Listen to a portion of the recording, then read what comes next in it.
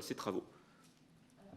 Vous avez évoqué l'enquête judiciaire et donc l'enquête administrative qui parfois sont en parallèle et donc avec ce que vous venez de citer comme exemple.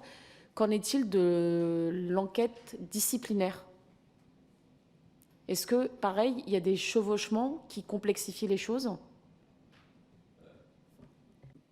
Pour être bien sûr que je comprends la question, au titre des enquêtes disciplinaires, vous évoquez les sanctions qui peuvent être prises par les fédérations sportives contre certains de leurs membres qui n'ont pas des comportements éthiques ou inappropriés. Je ne maîtrise pas très bien le sujet, mais si j'ai bien compris les choses, je parle sous toute réserve. Dans le cadre de Signal Sport notamment, des collègues en SDJES peuvent être saisis de comportements inappropriés de bénévoles.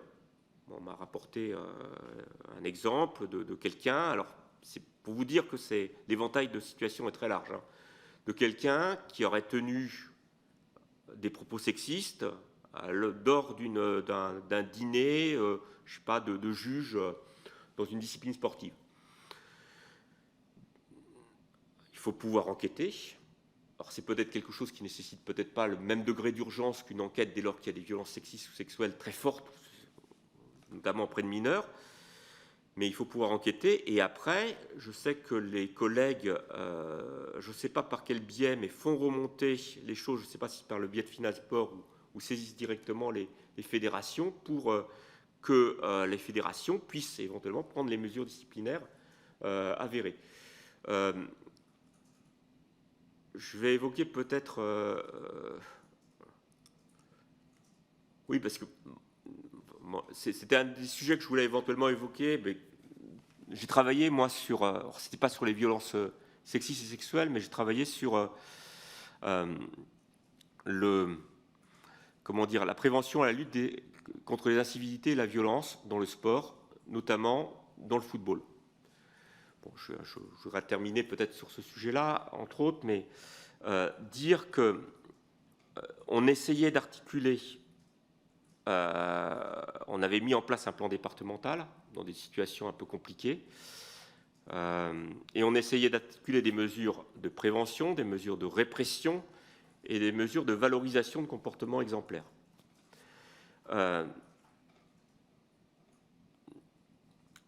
Ce qui était intéressant, c'est que dès lors qu'il y avait eu des actes d'incivilité, de violence, et ils étaient assez nombreux par moments sur les terrains de foot de Seine-et-Marne, donc ce qu'on pouvait déplorer.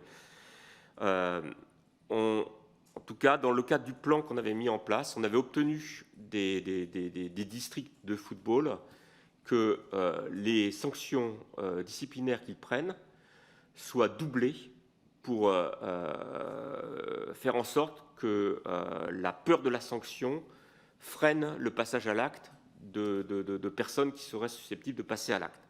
Voilà. Mais on essaye d'articuler un petit peu les choses. C'est un exemple que je tiens à donner de ma propre expérience, mais après, par rapport à Signal Sport et par rapport à ces comportements qui sont inappropriés, des propos sexistes, par exemple, je ne sais pas trop comment les choses se passent, mais il y a une articulation qui se trouve.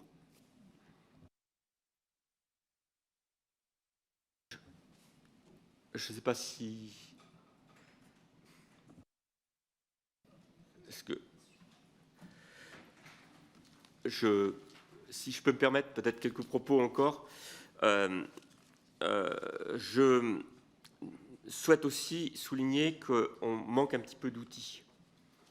Il y a des choses peut-être à simplifier.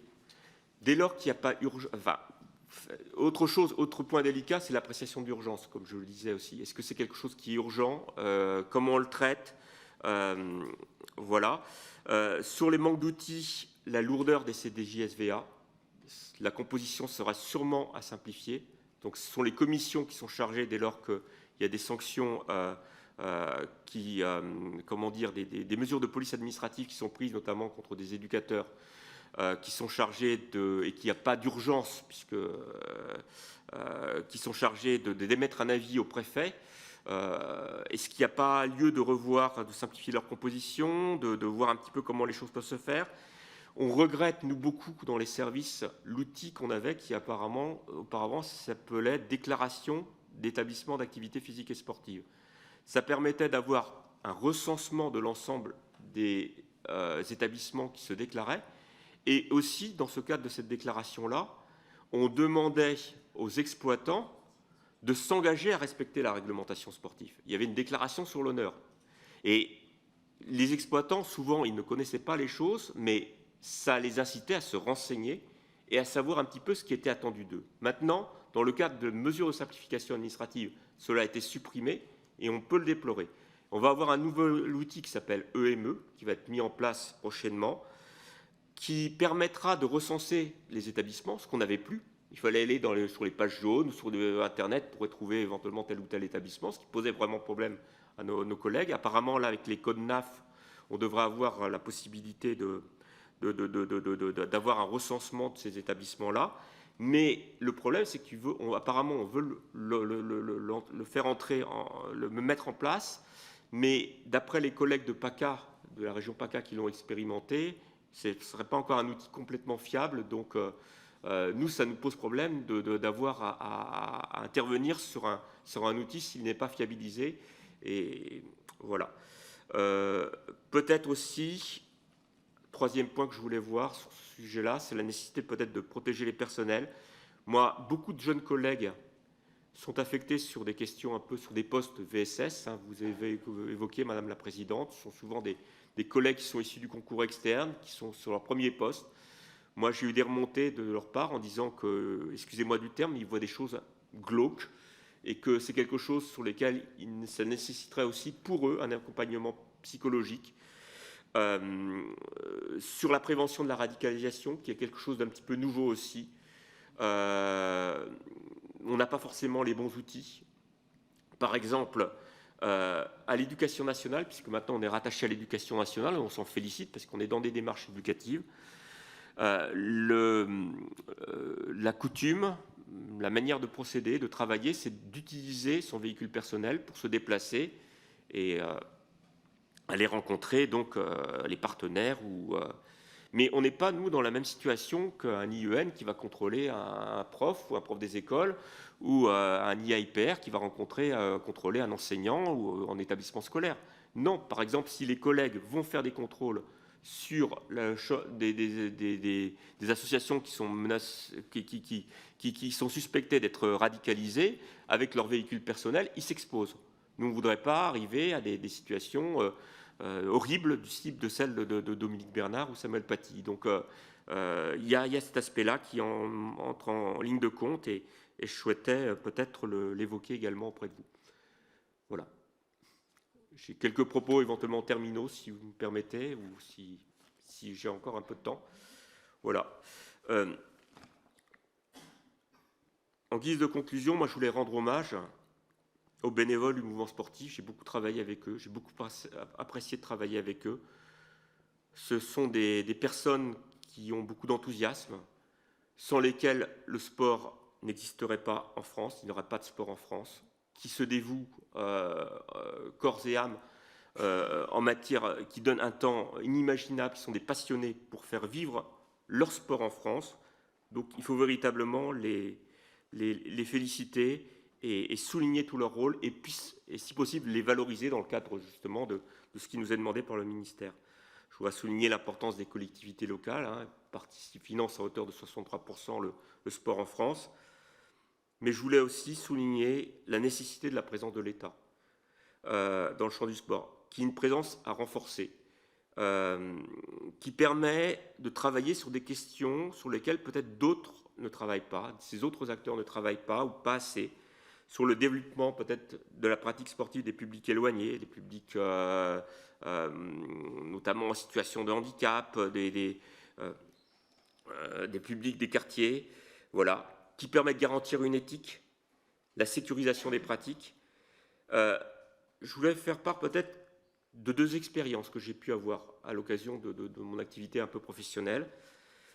La première, c'est justement prévention et lutte contre les incivilités et violences dans le sport, des difficultés, donc notamment, mais pas que, avec le foot en Seine-et-Marne, et la nécessité, à la demande du préfet, qui en avait un petit peu assez de voir ses forces de police mobilisées sur les terrains de foot ou de sport le week-end, de mettre en place un plan, sauf ce qu'on a fait en 2007 en Seine-et-Marne, avec notamment le directeur départemental de l'époque, donc Patrick Lavore. Au début, la réaction des districts a été difficile. Il faut voir que la France, en 2006, avait été en finale de Coupe du Monde de football. Qu'il y avait un afflux de licenciés et qu'ils n'avaient pas forcément envie, j'allais dire, de mettre en place des actions qui, pour eux, pourraient jeter le discrédit sur la discipline football. Toujours est-il qu'en 2010, qu'est-ce qui s'est passé? La France a été piteusement éliminée au premier tour de la Coupe du Monde. Il y a l'épisode du bus de Krishna, une presse qui a été défavorable. Et à partir de ce moment-là, moi j'ai senti une forme d'inversion de tendance. Parce que qu'est-ce qui se passe à ce moment-là? Les disciplines sportives, il ne faut pas se leurrer, elles sont en concurrence les unes avec les autres pour capter des licenciés. Il y avait une baisse très sensible du nombre de licenciés. Il y avait des problèmes d'éventement de comportement sur les terrains.